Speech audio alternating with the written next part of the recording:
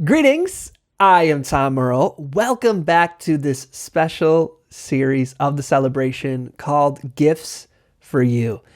If you haven't yet, I suggest you go back to the very first episode of this series. Not the entire podcast, just this series. That's the first episode that came out in 2022. It'll tell you all about what this series is about. If you don't feel like doing that though, don't worry, my friends. You can jump right in here and still have a great time. Now, just as a reminder, while this intro for this episode might sound very similar to last week's, have no worries. This week we bring you another fresh set of deep, insightful, and meaningful conversations. Today we're going to dive even deeper into this time capsule that we're opening by listening to another set of conversations that I recorded in 2019 just before my daughter was born. And so without further ado, I'll step aside and I hope you enjoy.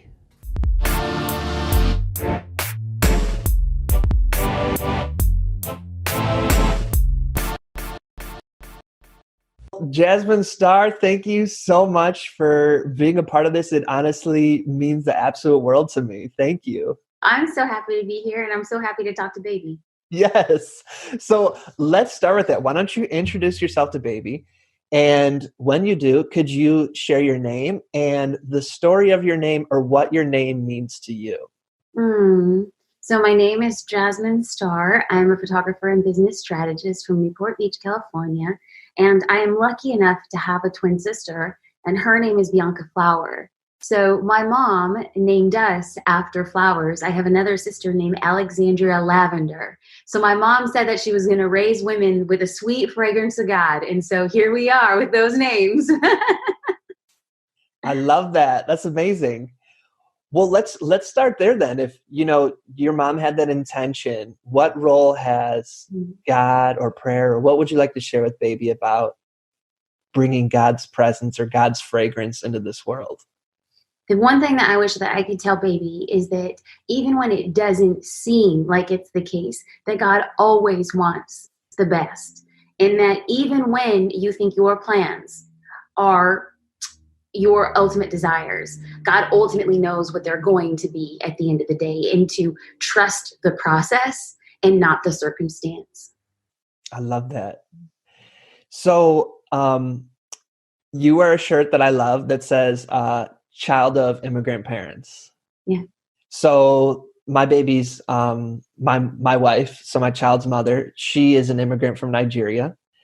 And they're coming to this world at a time where our president's trying to ban people from their mom's country, and a lot of negativity around immigrants and this messaging. And we're going to try to raise Baby with pride and all of that. But sometimes that messaging might get through. So, in times like that where they doubt that message of the shirt, or maybe even feel a little bit ashamed of it, what would you like them to remember? That this country was built on the back of immigrants, and there will always be a place for you to belong. Even if it feels like you have to go out of your way to find the belonging, there's always a space. And never to consider your space, your geographic location, or your place in the world as an unbelonging. You might have to work a little harder to find the spots of belonging, but once you find it, you will protect it and cherish it in a way that is as if it had just been there for you the entire time. You would have had the same capacity to love and cherish and protect it the way that you will ultimately in the future. I love that. What would you like Baby to consider of what's family? What's your definition of family for you? Family are those who love you and accept you and forgive you and also embrace your flaws as well as your blessings and just take you for all of who you are. That's family. So I could be wrong in this, but from things I've heard you say or just perceptions of our industry, there are times where I'm guessing you're one of the only in the room, and when it comes to identity. Mm-hmm. And I know Baby is going to experience that as well. What would you share with them that maybe their dad can't, because it's not something I experience? That there will be people who will judge you on your gender and on your color and on your education and on your culture and on your history. But you have to understand that being in the room is a privilege. that you're standing on somebody else's glass ceiling, and somebody else's glass ceiling became your floor. And your only job in that room is to speak your truth. Your only job in the room is to convince anybody that their predisposed notions of who you are or your sense of belonging is wrong. And you do that by being really, really good, really, really kind, and really, really humble, so that future generations will then stand on your glass ceiling and have that become their floor. One of the things that I really appreciate about you is you really embody, you really live the ethos of the power of relationships. What would you like to share with baby are some things you found along the way that are maybe the ingredients of a caring or loving relationship? Mm. I feel like I spent the most of my life standing in the corners or in the background of rooms, and I always felt like it was a disadvantage. I was never the center of the room. I was never the funny person. I was never the person who got noticed. But it was in creating the conversations with those in the periphery, those on the outskirts, people who waited in dark corners. It was those conversations and relationships that had a profound impact on my business. Instead of me walking into a room and expecting a relationship to serve me, I look at relationships as how can I serve you? And those types of relationships are the long term, those are the real ones, and those are the ones that have profound impact in how you grow personally and professionally. I love that. I'm snapping over here. Good, good. We got to make baby happy. We got to make baby proud.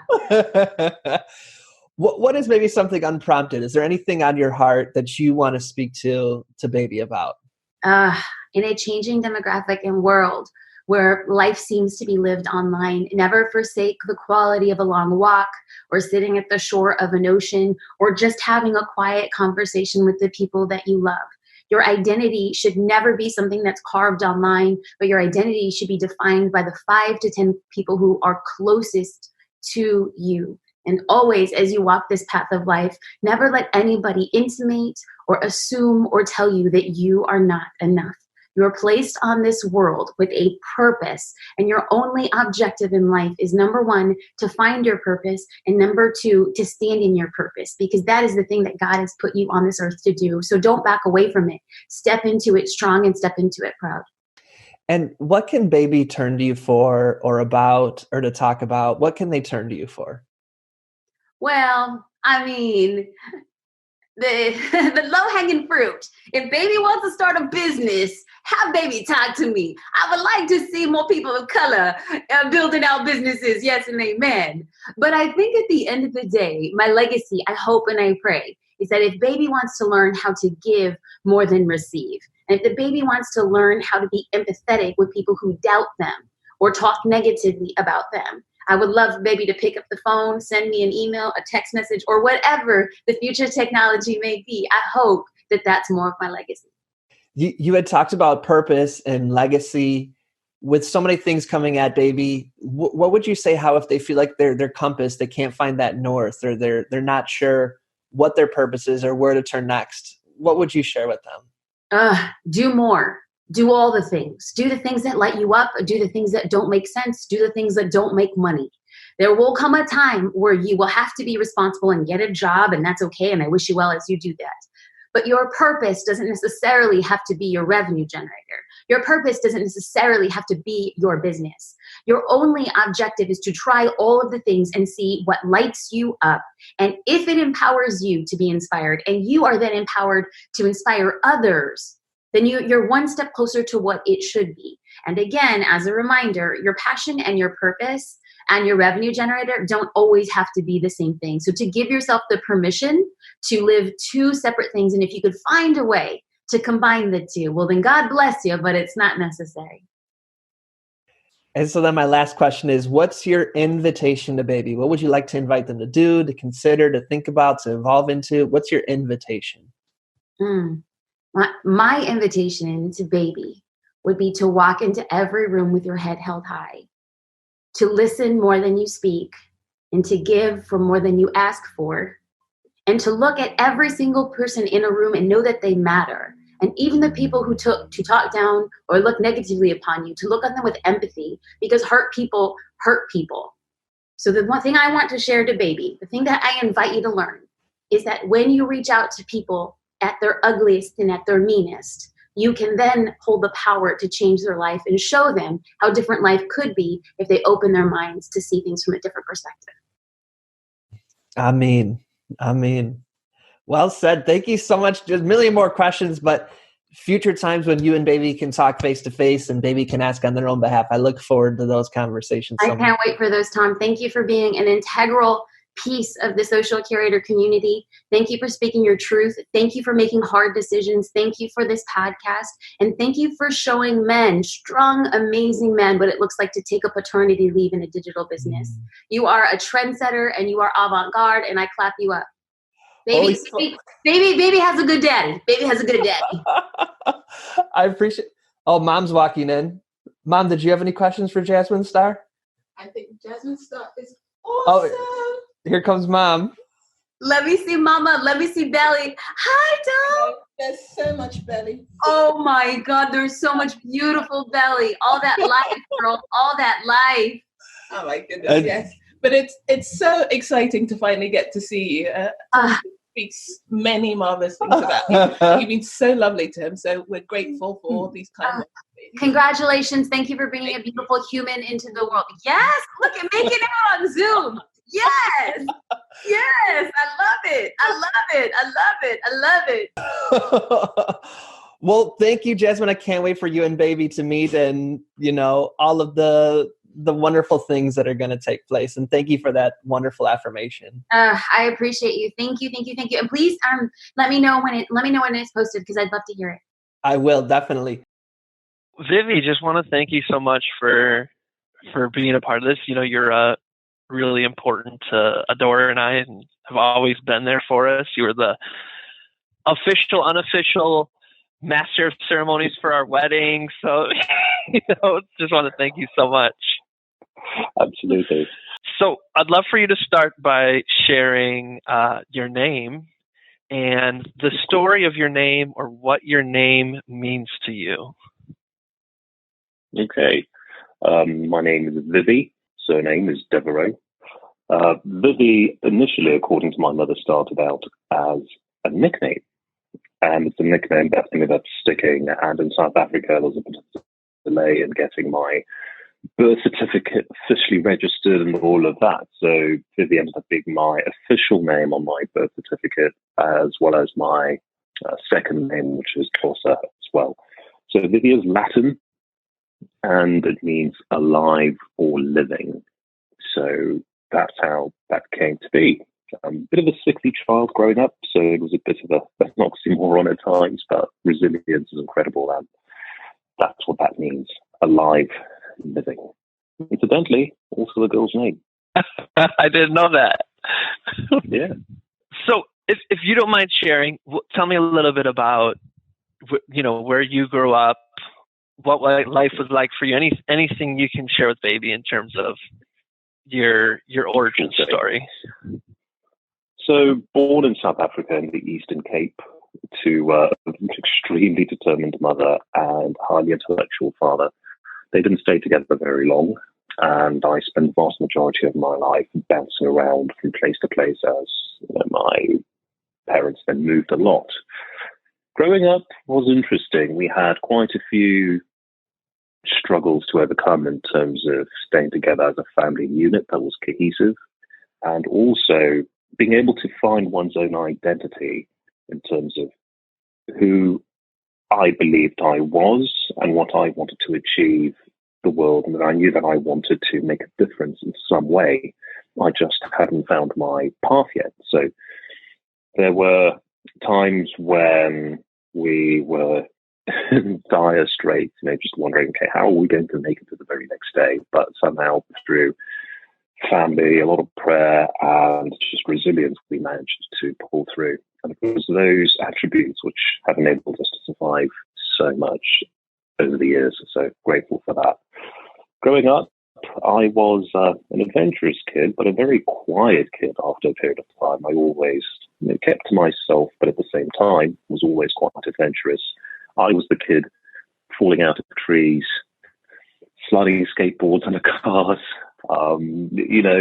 crashing bikes and coming home with just all manner of injuries, to which my mother would go, I don't know what to do with you anymore. She'd patch me up and off I'd go again. So it was a fun experience. Growing up, we were outside kids. There wasn't much in the way of technology to distract us. And you had TV to watch your afternoon cartoons, I suppose, but we were always outside and exploring what the world had to offer, to which I'm grateful for. As one became a young adult, that's usually a bit of a more difficult time trying to find one's identity and the way you want to leave your mark in the world. So that's when I was thinking, okay, I want to pursue a career in business. I had geared my entire childhood education to that because I find intellectual matters very, very interesting. But it was the arts that came calling, and that's the call I decided to answer after a lot of thought and introspection. And I can now safely say, decades later, gosh, we're getting old. Here we are. Well, I appreciate you sharing that. What I've seen as an observer is that I don't know the right word for it, but pursuing your dreams of, first of all, moving to LA and all of that goes into that, building a community and, building this successful career that you have as an actor. It doesn't seem like it's for the faint of heart. Can you talk a little bit about where you find that inner power mentally, physically, spiritually? Any advice you want to share with Baby or insights about that? Absolutely. Well, Baby, you are incredibly loved by everyone who's going to be listening to this, contributing to this, and the world at large, because you have a lot to offer. One thing that was told to me when I was extremely young, I remember my parents, my mother had remarried, and we were with my stepfather and my brother at the time. We were heading off to this church, which I promise you, to me as a kid growing up, it seemed to be in the middle of nowhere. Quick story: we were driving through a sugarcane field where there are no lights. It's completely dark. I'm looking outside. I can't see anything, and we're driving for what seems like forever. We finally get to this little church, which is in the middle of nowhere. And South Africa in the late 90s was an interesting place to be. There were still a few tensions between people, but these were beginning to dissolve. And the reason why I mentioned this is because when we stepped into this church, it was just this incredible mix of people from different cultures and backgrounds, and it was a full-on melting pot. And as a child who was, I think, barely 11 at the time, I walked in with my eyes as big as saucers going, oh my. And we were allowed to just, run riots, and because we were kids, so we were allowed a lot of freedom. At one point, I remember a lady with crazy frizzy blonde hair, deep blue eyes. She comes up to my stepfather and asks, "Excuse me, is this your son?" And I recall the look my parents gave each other. It was a bit nervous, actually. And they looked at each other, and then he nodded, "Yes, it is mine." And she said words that I have never forgotten and remembered to this day. And they were, "Look after him, for he is destined for greatness." Now, during the course of growing up, you lose track of all of these things. You're a child, you forget, you run around, you grow up, and you live life. But there comes a time when you are confronted with a choice, where you have to choose something that matters to you. And for me, it became the crux of, do I choose to become an artist? Do I choose to become an actor? And why do I want to do so? Those words came to me when I was in India in a crisis, trying to understand what I was doing with my life. And in that watershed moment, I finally realized what all of these little meetings that I'd been having as a child and all these things that had stood out to me, what they finally meant and why they were said to me. I remember collapsing in a heap of tears, just so grateful to actually finally have an inkling as to why.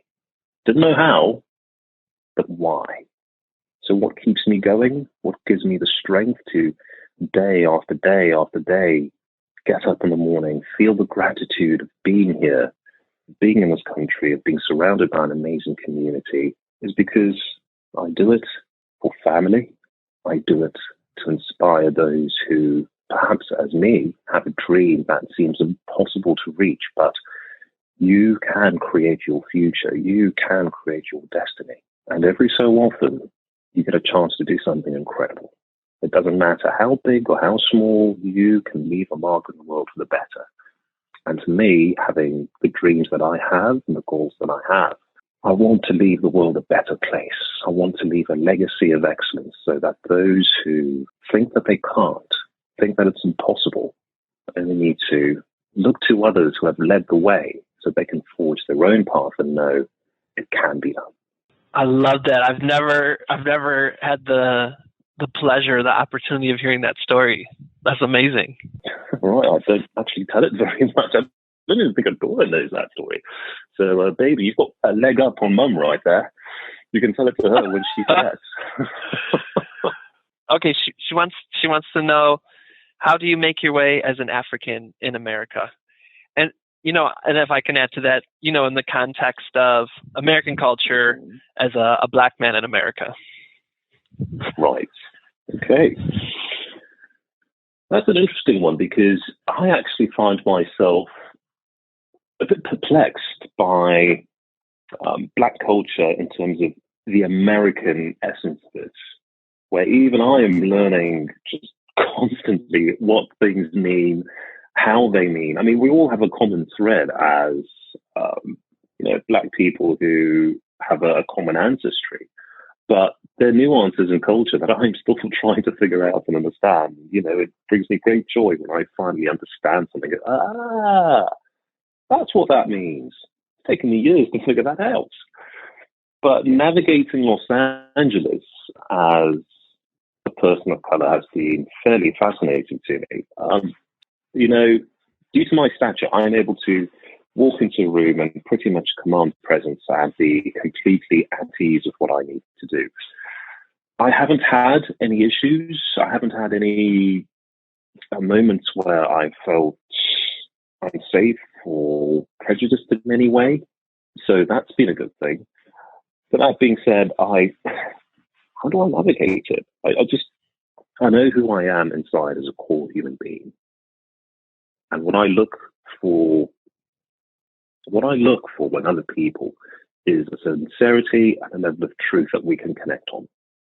That way, it doesn't matter who you are, where you come from, you and I can connect on a level where we aren't being caught up by the nonsense of superficiality that this city can give you. That's what I navigate this city in doing. If you are a genuine person, you know who you are, you know what you want, and you believe that you're going somewhere, even if it's small steps to creating your own little future, or big steps, we want to change the world. I can connect with that. You are a truthful person. You are a sincere person, not caught up by all the superficial nonsense. I can talk to you regardless of where you are. Well, I appreciate that reflection. That's a good question from Adora. And thank you, Adora, if you're listening to this replay. Thank you for letting me put you on the spot like that. I think that was a fun behind the scenes. Follow-up question for you, Vivi. I know we're going a couple of minutes over, yeah. if that's okay with you. No, that's so okay. All the time in the world.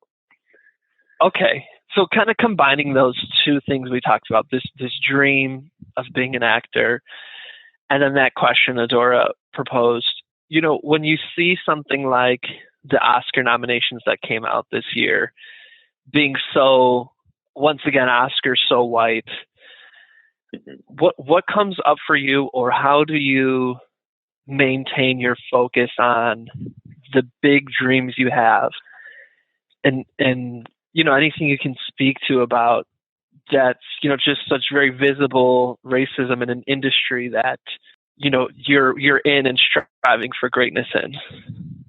I think for me it comes down to a level of excellence, and also trying to realize what it is that you're doing something for. The awards are nice, the money is nice, and so on and so forth. A friend asked me, why do I want to be 007? And I thought about it and I said, it's not really the money. I mean, frankly, I would do the role for free. It's not the fame that comes attached to it. It's none of that. It's the fact that when I was 13 years old, on my 13th birthday, waiting for my mother to say, yes, you can finally have some cake, I was watching Moonraker with Roger Moore, I believe, and I looked at him and I was wearing my birthday watch all proud, and I'm like, this is the coolest man on earth right now. Watching him and just looking at him, and it didn't matter that he was Sir Roger Moore, may he rest in peace. It didn't matter that he was just this, the superstar. I looked at him and I said, this is the coolest man on earth. I wish I could be like that. Fast forward many years later, sure, having recognition for your work and having the Oscar, to acknowledge that is an incredible thing. Let's not discount that. It takes a lot of work, and the people who achieve these dreams and accolades are incredibly talented. But that's not the be-all and end-all. I would rather not win one and yet be on screen in that role and have someone's life change for the better. That, to me, is what is worth it. And we get there by excellence. We get there by every single day striving to be the best that we can be through work ethic, through integrity, through drive, persistence. That's how we get there. The accolades are nice, but they can't be the be-all and end-all. Now, that's my personal opinion. Should things shift? Should there be more recognition of people of color who are working very, very hard behind the scenes, in front of the camera, all manner of ways to make this a better industry? Absolutely. Is it tragic? Possibly. Personally, am I affected by it? No, not yet, because I know that every single day, tomorrow, award or not, I know what I'm going for. I know where my integrity lies. And if you keep telling the truth every single day in your life, on screen, as an artist, whatever medium you choose, that cannot be ignored. It can never be ignored. No matter how much they try to suppress the truth, it will always come out. And the way you achieve that is through excellence. So perhaps next year, someone will have a better chance of it. But for now, we keep plugging away and doing what we have to do. Because this is who we are. We're artists, and we know no other way. Thank you for sharing that, Vivi. I love that. What advice would you like to share, or not even advice, but just what is on your heart that you'd like to speak to that I haven't asked, that you'd like to share with Baby here with us now? Baby, every now and then, things are going to get pretty tough.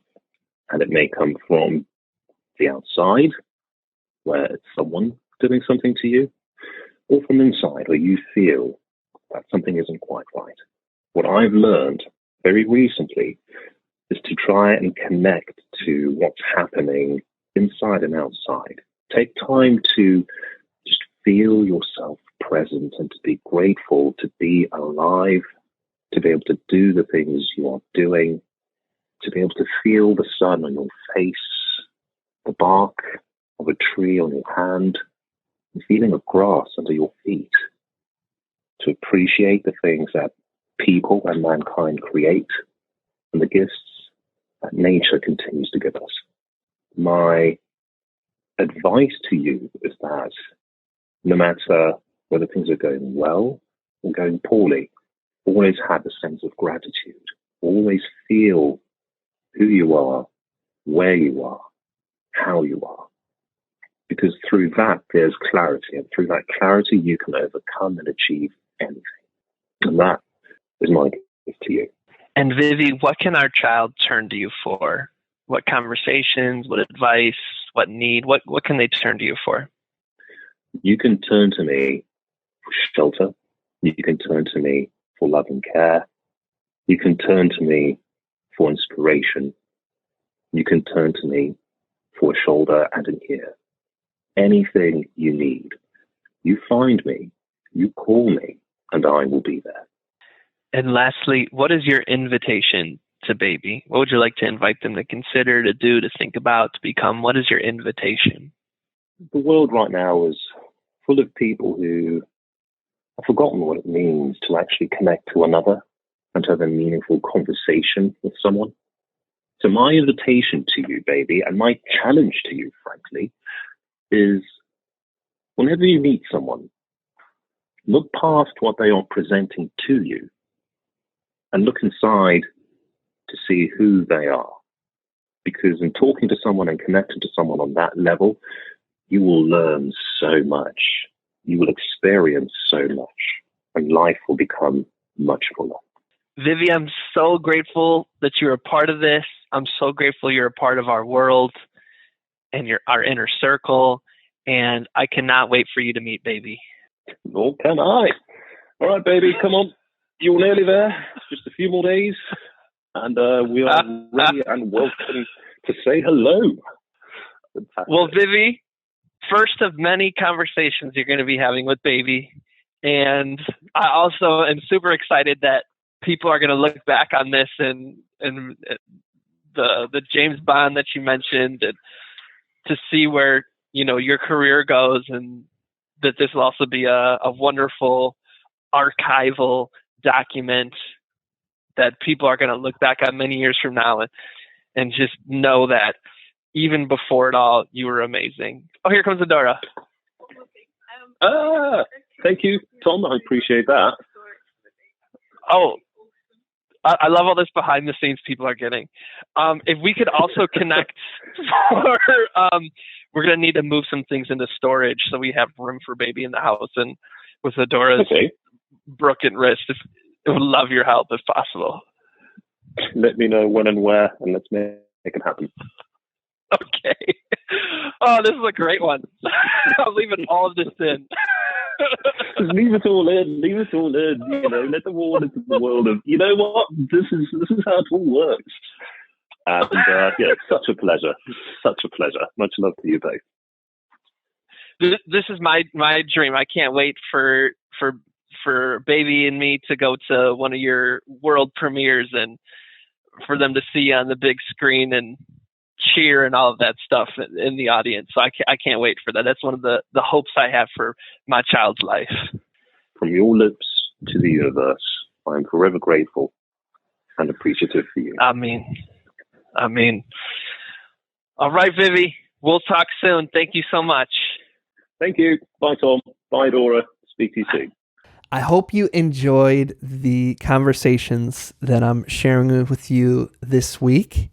And I hope you return again next week to continue this series, Gifts for You, and continue to receive the insights, the messages, and if I can use the word again, the gifts that each conversation is ready to share with you.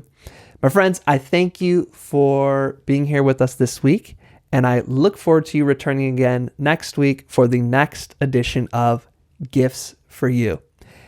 As always, I'm wishing you peace and blessings. See you next week. Thank you. One more thing. I'd love to continue the conversation. Feel free to join me at tomearl.com/join. Subscribe below, or let's connect on social media. Tom Earl Artist. Thanks again for watching.